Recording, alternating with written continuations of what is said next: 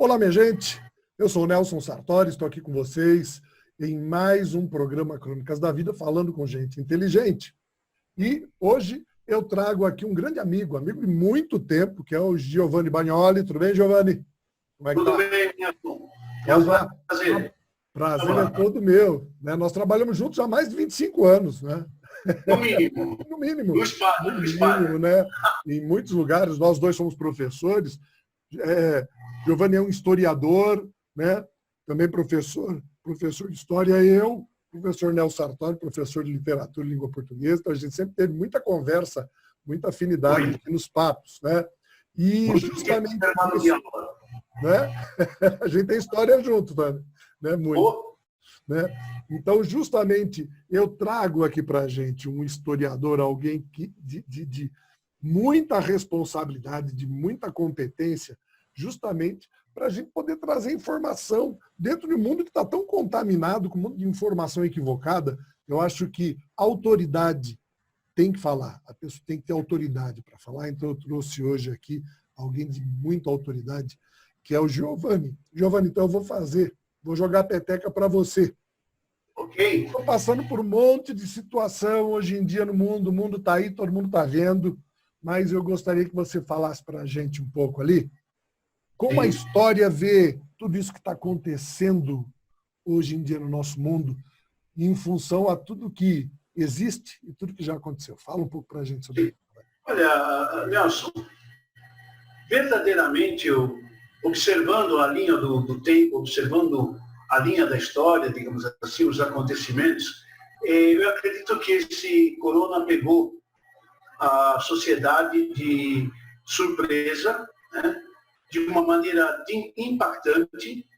Eu até me permito trocávamos ideias ontem. Eu estava na Europa, eu estava na Itália e na Alemanha. Estou falando de dezembro e janeiro, dezembro do ano passado e janeiro desse ano, quando já no final desse giro que eu fiz profissional para a história da arte, filmar e fotografar arquitetura e obras de arte. Eu me lembro que eu ouvi já comentários, tinha estado em Veneza, inclusive, por sorte não fui a Milão, mora um primo meu, mas eu não fui porque Milão foi um epicentro. E eu comecei a ouvir, 2 dias antes de embarcar, no dia 29, eu comecei a ouvir uns, sabe, digamos, senti que no ar tinha alguma coisa estranha e meio grave. Mas percebi que, na minha opinião, pelo menos, Nelson, que havia uma certa tendência a abafar, sabe? Não é nada, não, sabe, estamos tomando providências, parece que o problema veio da China, estavam argumentando. Essa foi a primeira atitude de quase todos os países, né? Primeiro abafa. Não, para evitar corre-corre, para evitar tumultos, digamos assim, ou aí que começou, eu estava aqui no Brasil, aí que começaram as fake a pipocar a cada segundo. Não, porque é uma epidemia, não, porque é isso. Mas, olha, eu me lembro até de logo vai ser encontrado um antídoto, não sei o que lá. Ou seja, falando em termos de história, maneira de dizer, né, nós já passamos, a humanidade já passou, o Brasil já passou, a Europa já passou, basta lembrar no século XIV a peste negra, não sei que medidas tomaram lá, mas tomaram. O que é, eu diria, lamentável, foi, em diversos países, o comportamento tanto das autoridades médicas, digamos, como das autoridades políticas, né? Parece que começou com nuances diferentes, ou não sei, vou chamar de competição, ou de quem chega primeiro, ou eu tenho notícia, vai ser assim, vai ser assado. E isso, a meu ver, criou uma inércia, criou não vou dizer pânico, mas criou salve-se quem puder, entre aspas, entende? Quem está dizendo, o que está dizendo, e vem um ministro, e vem um outro, e vem um laboratório, e vem uma notícia. Quer dizer, historicamente mostrou um despreparo, eu creio, mundial, porque não ficou só num... A coisa se espalhou de uma maneira... mas foi por culpa de um... A culpa não vem ao caso agora. Vem ao caso as atitudes que foram tomadas, né? E, por exemplo, teve a gripe espanhola, teve o ebola, até hoje temos resquícios com a AIDS, e sempre houve todo um acompanhamento, digamos, né? Ou uma sequência que foi predominantemente marcada pela intervenção da sanidade, pela intervenção. Agora, ultimamente, né, no caso do Covid, o lado político, o lado também das mudanças que isso vai trazer e vai trazer, essa é uma mudança nossa, né? A maneira de informar, a maneira de argumentar, de questionar, direto, com base, cá entre nós, não querendo ser, não sou uma autoridade, mas, sabe, a gente tem um comentário por aí, ou cada postura, que um é apocalíptico, o outro é integrado, como dizia Humberto Eco. Eu não sei, Nelson, é uma situação que mudanças isso vai trazer. E vai trazer mesmo. A vida do ser humano vai mudar, porque assim como mudou... E as pessoas têm que estar preparadas para isso daí, não é? As pessoas têm que se preparar para essa mudança. E não adianta ficar buscando desculpa, que eu acho, você falou uma coisa que eu acho que essa é até uma atitude bastante infantil, né, da tomada pelos governos, que é aquela tentativa de atribuir culpa e justificar a sua ineficiência, em vez de simplesmente buscar uma solução que caiba dentro da realidade das pessoas, com clareza e transparência. O bom senso, transparência. Saber, deixar bem claro, falou assim, que o momento será de grande dificuldade, tanto financeira, uma série de coisas. E que talvez o país entre num processo de crise econômica, mas que isso daí é algo que tem que ser dividido com todos, porque nesse momento as pessoas precisam, porque o que eu acho que as pessoas não têm muitas vezes consciência, eu falo disso por quê? Porque se você vai ver as pessoas que conseguem se comunicar hoje em dia, dentro de uma escala de maior consciência, ainda é aquele que tem condições de sobreviver de alguma maneira, ou então que tem acesso a um serviço de saúde, que possa atendê-lo melhor. A grande questão é que essa falta de informação, então as informações equivocadas, chegam àquele que não tem como se proteger, que já vive hoje em dia em grandes aglomerados, tá? E que acabam com esse tipo de comentário infantil de que não, a culpa é deles. É como se fosse importante determinar a culpa, né? E a culpa é deles e daí. E o que eu faço? Né? Pois é. Então, é preocupante, porque, sabe, é como você disse agora, veja bem, enquanto mera, vou dizer, comparação ou citação, enquanto é uma conversa, digamos, simbolicamente tua e minha, né, sem querer, temos uma consciência, temos uma vivência, temos um estudo, temos um esclarecimento, ninguém aqui é professor, doutor, catedrático, mas é bem diferente, né, sem nenhuma pretensão, e aquele coitado que, né, sem trabalhar, para ganhar talvez 10, 20 reais por dia, coitado, para morar, você sabe aonde, de que jeito, como é que ele vai, primeiro, como é que ele vai entender a notícia em si? Como é que ele vai entender o que está acontecendo, se lhe é contado, se lhe é transmitido, ora de uma maneira, ora de outra, não é nada, o vizinho falou, o outro disse, vira conversa de botequim, vira conversa de bom, né? chato. E é alarmante, viu? É alarmante porque o futuro aqui agora, falando da nossa realidade, pelo menos eu acompanho, não, agosto vai abrir não sei o quê, não, setembro voltam as escolas. Mas não sei se são especulações com fundamento ou se algo é dito em função de uma, vou chamar de autopromoção, aquele, a verdade está comigo, né? Mas a verdade está com você com base no quê? Né? No base... Existe, eu entendo também, uma exploração muito grande da expectativa popular de que tudo isso daí termine. Né? Então, assim, eu criar uma expectativa a curto prazo, dá fôlego às pessoas. Então, ao mesmo tempo que se cria essa expectativa, eu também entendo que existe uma forte pressão, principalmente no comércio, uma forte pressão muito grande das empresas, uma forte pressão da própria população que precisa trabalhar, sobreviver, tá? Para que as coisas voltem a um hipotético normal que não é verdade. Né? Não é verdade. Não é mesmo. Porque é o sonho de que as coisas voltem ao normal, mas que não é dessa maneira que isso vai acontecer. O que isso pode gerar é um caos ainda muito maior e um problema muito maior porque falta de informação e falta de subsídio dado pelo Estado para que as pessoas tenham o mínimo. Não é hora do quê? De eliminar todas as campanhas eleitorais, não é hora para isso. Tá?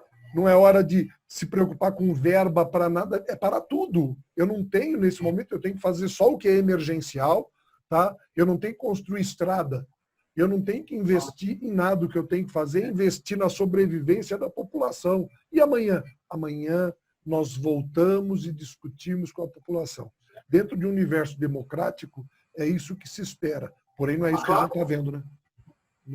Nelson, fazendo um plágio, bem como no filme Vento Levou, a Scarlett O'Hara diz no final, bom, amanhã a gente vê o que vai acontecer, amanhã é outro dia, né? É o conformismo, né? No filme Vento Levou.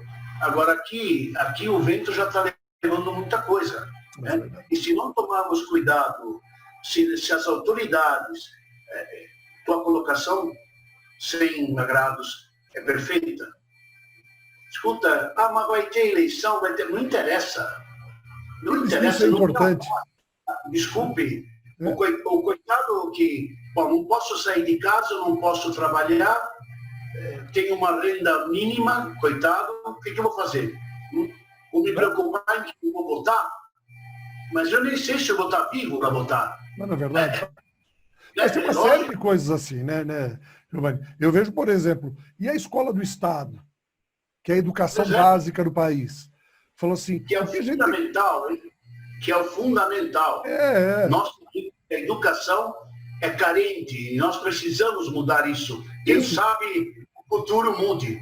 E a gente tem que ter consciência do seguinte, se os meus alunos todos, de uma maneira geral, esses, tiverem de retomar o ano que vem para recuperar o que se perdeu esse ano e reorganizar um plano de educação que compreenda esse ano e o próximo, isso tem que ser feito, sabe? Como? Falou, realmente, esse ano nós não temos condições de manter os nossos alunos aglomerados dentro de uma escola, não temos.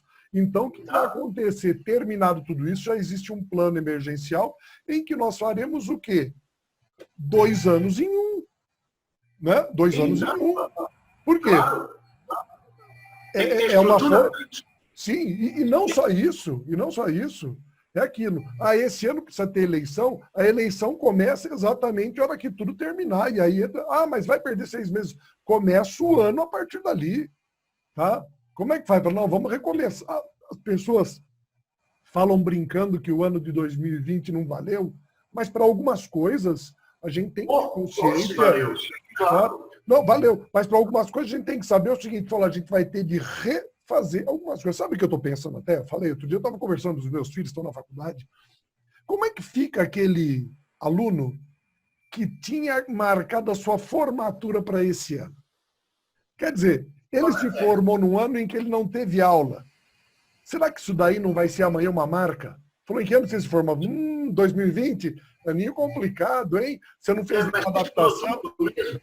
Daqui a pouco o cara vai ter que mostrar um projeto de adaptação e de reposição de 2021. Então, pensa nisso de uma vez. Então, eu vejo assim, como a gente tem que pensar o amanhã? A gente tem que pensar o amanhã como um recomeço em todos os sentidos, mas um recomeço consciente de algumas coisas, a continuidade de outras, tá? Mas sabendo que não vai mais ser as mesmas, não serão mais as mesmas coisas. Nelson, é um contexto histórico novo. Não é? É um contexto histórico totalmente novo, com determinados aspectos que, olha, nem sei se vão ser resolvidos em 2021. Não, mas o que tem que não ser... acredito. Eu acredito que nós temos aí algumas... Nós temos algumas décadas, né? 2025, você falou, você é daquela turma de 2020, você fez a prova final mesmo? Você defendeu a tese mesmo? Ou foi um arranjo? Então, eu penso assim, olha, outro dia, comentando, se eu tiver, não sei se é a coisa mais justa, mas eu faria alguma coisa do gênero. Eu pensaria assim, até falando com a minha mulher, a gente chegou e falou que seria uma coisa inteligente. Se eu tivesse um filho que estivesse fazendo o ensino básico hoje em dia, mesmo numa escola paga, eu o retiraria de lá. Qual a razão? Falou assim, é um desgaste para ele e para a família que tenta acompanhar em alguns momentos, que não pode ser compreendido como algo que aconteceu normalmente para continuar no que vem, se não tiver uma recuperação, uma reposição. Se eu tivesse o meu filho sendo alfabetizado hoje em dia, eu tiraria ele da escola. Eu tiraria ele da escola e falo, não, você vai sair da escola e agora nós vamos recomeçar isso daí no ano que vem. Se eu estivesse fazendo uma faculdade hoje em dia, eu tentaria, na medida do possível, trancar a minha matrícula para retomar no ano que vem. Né? É uma maneira do quê? Consciente. As pessoas precisam criar essa consciência. E, por outro lado, entender também a situação difícil de universidades que estão tendo inadimplência. Escolas, colégios. Conheço muitas escolas que estão... Conhecemos. Que estão com um processo de inadimplência muito grande e, apesar do esforço dos professores, eles estão tendo de enfrentar. Sabe, a dificuldade é coletiva. Isso tem de ser pensado coletivamente. Sabe, eu não tenho a resposta. Eu sei que nós não temos essa resposta, ela tem que vir a partir de um consenso, de um bom senso. Né? Ela tem que vir, ela vai ser fruto de um todo, não adianta... Sabe, essa parte primeiro, outra... É um trabalho, não é fácil, hein? Não é fácil, realmente. Porém, eu não estou ainda vendo, não estou percebendo uma tomada de posição mais... Está muito... olha, eu tenho contato diário com meus parentes, meus amigos na Itália, em Portugal, na Alemanha. Você vê, atitudes diferentes foram tomadas. Sim. Sabemos que lá é uma realidade. Nelson, lá tem uma base de ensino, vamos falar claro, que é diferente da nossa. Sim, né? Ou seja, lá eles prepondera o ensino básico, enfim. Todos já entenderam que a nossa estrutura ainda é muito carente, enfim. Mas tomaram providência, o governo da Merkel, não me interessa que governo é. A política tem que estar completamente fora disso. Lá, eu lembro que até houve algumas divergências entre um governo que eles usam, governo das províncias, tal, mas em 2 ou 3 dias, é o que você falou, gente, agora não é hora de fazer isso, agora é hora de pensar em arrumar a casa. Tem que ter máscara, tem que ter isso não abre, isso fecha. Enfim, posturas claras e imediatistas. Né? Estão saindo agora, já estão saindo, o índice na Itália de falecimentos caiu vertiginosamente e mesmo assim Bom, latino eu sei como é que é, conheço a minha turma. Mesmo assim, a Piazza del Popolo em Roma está andando sem máscara. Daqui a pouco já estão suspeitando num revertério, hein? Já estão? Então, veja o nosso caso aqui. Nós ainda, que eu saiba, não chegamos, pelo que eu ouço, no grande pico, hein? Que a hora que for, eu vejo números alarmantes de manhã. Morreu ali, morreu aqui, bateu recorde. Mas sabe, é justamente, tem que fazer uma frente. é justamente isso. Falou assim, olha, que a gente fala da história, né? Falou assim, historicamente a gente percebe que a segunda onda é sempre a mais grave, justamente por isso, né? Foi o que aconteceu com a gripe espanhola. Eu falo da gripe espanhola, por quê? Porque eu fiz uma pesquisa em cima dela ali para fazer também um programa sobre a gripe espanhola, para fazer o paralelo do contexto. Em que o que aconteceu? É justamente, quando vem a segunda onda, é justamente naquele momento em que as pessoas estão chegando nessa situação que nós estamos hoje. Que situação que nós estamos hoje? As pessoas estão saturadas, estão com um grande desejo de voltar à normalidade, elas estão começando a fazer algumas coisas desse jeito que faziam antes, relaxar um pouquinho mais as condições de higiene, as condições de isolamento, e o que nós já estamos percebendo? Né? Um crescimento em alguns casos, principalmente daqueles que estavam mais isolados. Eu falo isso por quê? Porque quando você pega um bairro de classe média, por exemplo, o que você percebe? Que foram os primeiros a se isolar. Porém, esses estão voltando às ruas e agora a gente começa a perceber nesses grupos uma contaminação. Tá? Eu acredito que as pessoas vão, infelizmente, só vão tomar consciência quando isso acontecer ao lado dele.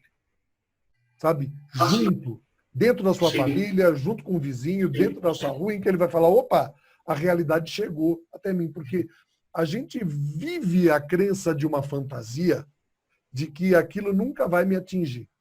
Né? Pode atingir, sim. Lógico que pode. Nós temos exemplo de um amigo comum, né, que passou por tudo isso recentemente, a gente ficou muito angustiado, sabendo tudo o que aconteceu, que é um fato que representa o quê? Está aí, é verdade.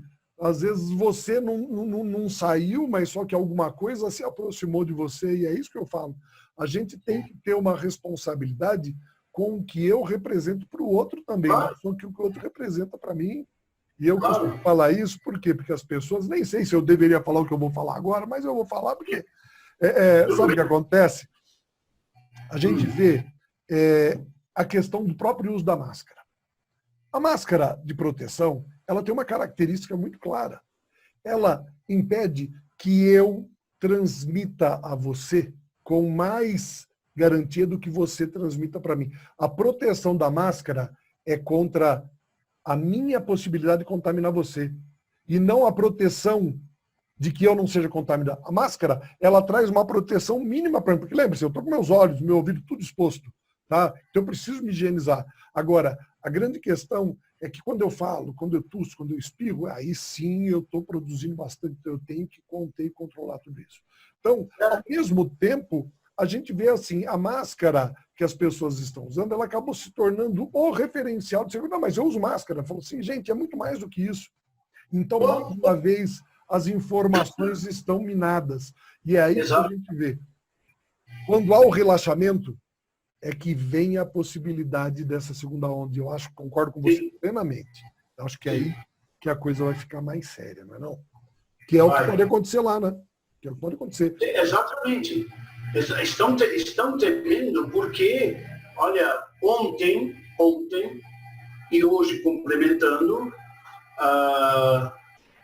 um primo meu disse por telefone, olha, aqui, justamente em Bolonha, né, teve um novo foco, não muito grave, porque os caminhoneiros que transportavam mercadoria foram não sei aonde, quer dizer, um fato mínimo que pode passar despercebido, já sem informação, né? O caminhoneiro usa máscara, e daí? E daí? Né? Tudo transporta tudo. Mas é o que aconteceu. a própria China acaba de divulgar a preocupação deles com a possibilidade de um novo surto, justamente por causa das questões de transporte, do acesso de mercadorias ao principal mercado que eles têm, que é o que praticamente garante a entrada de tudo. Eles tiveram que, lá dentro do próprio mercado, observação de 50 casos novos. O que a gente sabe também é que essas informações não são garantidas de que cheguem para a gente com verdade o que realmente está acontecendo lá, e nem em país algum, porque acho que os países não querem se fragilizar nesse momento, mostrando a sua realidade. Assim como aqui, a gente já percebeu que as informações que chegam até nós, elas são filtradas, tá? Elas são depuradas, elas são transformadas, e não é com a intenção de causar pânico, não, mas sim com o propósito de criar uma suposta normalidade que não existe. Exato. Se é que chegam, quando chegam e como chegam, hein? Não tenha dúvida. E nota-se, para quem, novamente, para quem tem uma certa vivência, né, entre aspas, no mercado, e quem disse, quantas vezes, fazendo um paralelo totalmente, quantas vezes nós lemos a reportagem de uma partida de futebol de um jornalista, né, que diz, não, mas o outro já diz, não, na verdade, enfim, só estou querendo fazer um paralelo que, de repente, lógico, a situação entre futebol e a pandemia, mas esse aspecto da notícia que é filtrada, que é omitida às vezes, ou que, não, conta amanhã, porque se contar hoje vai ter nego correndo, vai ter outro... Não, daqui a pouco começa a um pânico desnecessário, desde que as autoridades tenham essa consciência, porque senão, Nelson, não sei onde nós vamos parar. Eu me preocupo. Mas você citou algo agora que você havia comentado, eu queria que você falasse, que foi aquele histórico lá da partida de futebol, quando você estava saindo lá. Como é que foi? Olha, a suspeita começou 2 dias antes, suspeita que havia um vírus. Eu me lembro que, inclusive, as autoridades, Veneza disse, não, mas não vai ter problema. Não vai ter problema, por quê? Por quê? Porque o turismo em Veneza, Nelson, é uma arrecadação fantástica.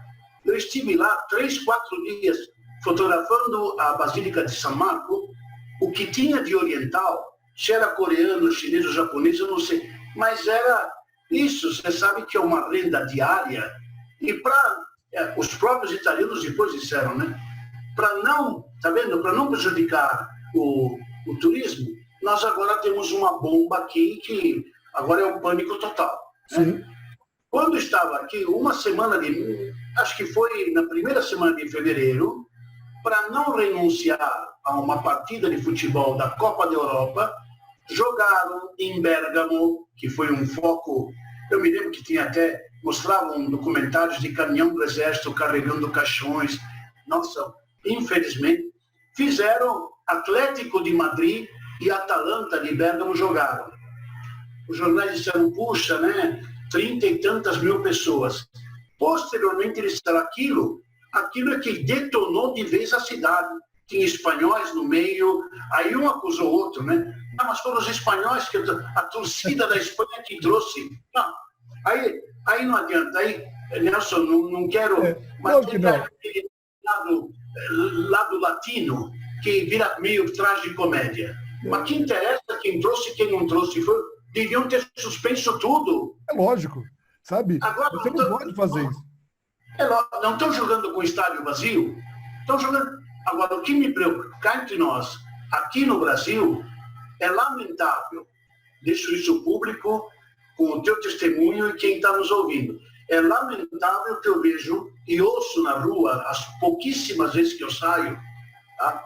Eu saio uma vez por semana, se eu sair, mas será que o Palmeiras e o Corinthians vão voltar a jogar? Será que o Campeonato Brasileiro volta? Gente, pelo amor de Deus. Qual a importância disso? Mas faça-me um favor. Vamos pensar, o Instituto está pesquisando, precisa de recursos. Quem vai organizar os recursos, não me interessa que político é. Não tem que ter. É um tutti, é uma orquestra sinfônica que tem que tocar junto, mas tem que tocar, Nelson, honestamente. Não pode, não conta isso, não conta aquilo, porque tem interesses escusos por trás. Pelo amor de Deus. Mas essa eu acho que é a grande questão, não é? Porque, veja, essa alienação popular é algo que a gente sabe que é uma realidade. Agora, como eu lido com isso daí, é que é a grande diferença. Eu acho que dentro de um momento como esse, em que muitas vezes você não tem condições de levar informação imediata para as pessoas, você tem que ter uma política financeira para sustentar aqueles que têm maior dificuldade, Sim. uma orientação para que eles não saiam de casa contra o perigo, mesmo que para isso, veja, seja preciso realmente fazer um isolamento mais severo. A gente ouviu falar muito sobre o lockdown, só que essa é uma realidade que acaba acontecendo se você vir ali uma segunda onda vindo estourando, de forma que as pessoas não possam sair de casa. Por quê? Porque qualquer um pode estar contaminado, né? E assim, a falta de informações que a gente vê hoje em dia, ela tem dois lados. A gente sabe que pode ser para não causar pânico e tudo mais, só que nós estamos num momento de informação e de salvar vidas, né? Eu acho que essa daí é a grande preocupação desse momento. E a gente não ficar batendo em cima de questões políticas. Eu entendo que o povo se preocupa com futebol, faz parte da vida deles, faz. Isso vai voltar? Vai voltar. Isso tudo vai voltar, a gente sabe que vai voltar. Só que a questão esse é o momento de se viver o presente, porque é nele que eu estou garantindo a minha sobrevivência. Temos que abdicar de várias coisas, lógico, e pensar na realidade. Sim, o meu futuro vai ser produto daquilo que eu fizer agora. Exato. Fizer agora. Exato. Não adianta eu sonhar com um amanhã lindo e maravilhoso se eu não estou fazendo coisa certa agora. Né? A gente sabe, e sabe também que esse futuro nosso não vai ser assim tão lindo e maravilhoso, porque ele vai ter de administrar tudo o que está acontecendo. Só que isso tem de estar na consciência de todos. Por quê? Porque é lógico que toda essa conta um dia vai ter de ser paga. Né? Vai ter de ser paga. Nós vamos ter que participar disso? Temos de participar disso daí sim. Só que com consciência das coisas, vendo resultado, vendo dedicação e aplicação, é possível você conquistar um equilíbrio popular e a compreensão de todos. Agora, quando você não traz informação às pessoas, o que acontece? Essa ignorância matando gente é algo que é lamentável, que não poderia acontecer, obviamente. Muito daí é de responsabilidade das autoridades do governo do Estado, que não só tem de orientar, como tem que agir independente se isso vai endividar ou não. Tá? O Brasil está endividado. Se o governo vai ficar endividado, vai. E aí, os políticos vão ter de lidar com essa realidade e encontrar caminhos. Esse é o papel deles, principalmente encontrar caminhos que poupem a população, que garantam o quê? Um resgate mínimo daquilo que é preciso para que as pessoas sobrevivam, para que a gente reconstrua. Por quê? Nós vamos ter de reconstruir muita coisa. E as pessoas têm de saber que reconstruir é devagar, tem que começar de novo, tem de ter paciência, vai ter de apertar o cinto. Né? São coisas que fazem... No próprio âmbito do ensino, tem mudanças aí que estão sendo feitas por emergência, mas podem se tornar uma realidade. Isso vai acontecer. E é até um assunto que eu quero depois marcar também para a gente voltar a falar justamente sobre esses aspectos, ou seja, e agora, né? Fala assim, como que a gente planeja e projeta o nosso futuro? Porque também não adianta ficar esperando o que vai acontecer. A gente tem que começar a agir, tem que fazer alguma coisa para que isso daí aconteça. Giovanni, foi muito bom falar com você. Fazia muito tempo que a gente conversava. Foi uma honra recebê-lo aqui no programa. Tenho certeza que todos vão apreciar demais, até porque você é uma pessoa muito querida, já de todos os nossos alunos, nossos conhecidos. E eu agradeço bastante a você pela honra de participar desse programa. Opa, Nelson, espero que, dependendo do assunto, que eu possa colaborar me avisa que é um prazer. Eu tenho certeza disso, por isso que o nosso programa é chamado de Crônicas da Vida, falando com gente inteligente. E é por isso que você está aqui. Grande abraço para você, Giovanni. Todos, viu? Obrigado, Nelson. Um abraço a todos. Parabéns. Um abraço a todos. Até mais. Tchau.